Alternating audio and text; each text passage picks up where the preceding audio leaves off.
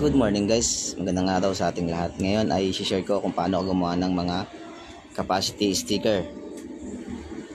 Una kong ginawa dito, nilayout ko to sa Corel Draw and then kakatin natin ito sa ating cutter platter.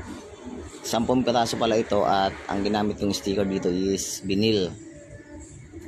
Matatagpuan mo pala itong mga gantong sticker sa mga gilid ng mga passenger na sasakyan. And dito mo makikita yung gross at net weight ng isang sasakyan, pati ang total passenger. Ginupit ko lang yan isa-isa and then portion by portion ko siyang i-weed. Ito kasi ang pinakamahirap gawin dito, ang mag-weed, lalo na pagka maliliit yung mga number. Dapat pag gumagawa ka pa nito, dapat matyaga ka kasi mahirap tong gawin ang mag-weed nito. Kaya lagi ako may katabi ditong cutter. Yung mga hindi naayos na cut ng cutter platter, kinakat ko ng cutter. Isa-isahin ko lang yan. Maraming salamat po pala sa client natin na nagpagawa ito. At sa mga gusto naman po magpagawa, located po kami sa harap ng City Hall, Caroncho Avenue.